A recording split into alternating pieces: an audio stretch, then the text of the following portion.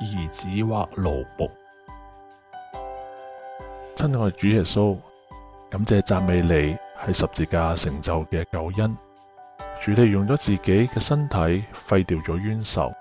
拆毀咗人同神、人同人之間隔斷嘅牆，成就咗和睦。願主你喺十字架上邊所成就恩典，大大臨到我哋穆斯林嘅朋友身上，幫助穆斯林以神嘅眼光嚟睇佢哋同神嘅關係，係已經藉着耶穌基督進入恩典之中，脫離伊斯蘭教各種嘅教條、律法嘅轄制，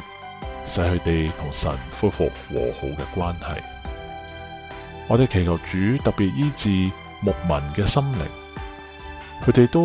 繼承咗穆罕默德漂泊怕被拒絕嘅靈，呢個被拒絕嘅根成為咗孤兒嘅靈，帶俾整個牧民群體焦慮不安、唔信任同埋充滿敵視嘅生命。我哋祈求聖靈打破呢個堅固嘅營壘，使到牧民都能夠脫離呢個被拒絕帶嚟嘅不安全感，願佢哋嘅安全感建立喺主耶穌裏邊，讓主成為穆斯林安全感嘅來源。主啊，你知道好多牧民都可能接受我哋係神兒女呢個觀念，佢哋同安拉之間就只係主人同埋奴隸嘅關係，而並非父同子嘅關係。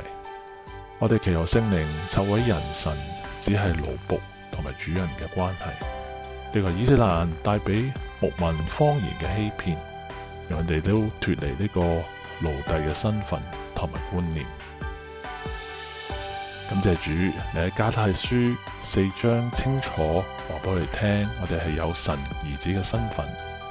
唔係奴隸或者奴僕，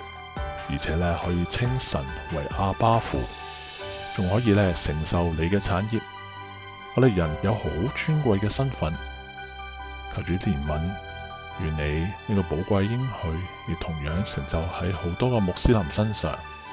求主打開佢哋心靈嘅眼睛，除去佢哋嘅蒙蔽，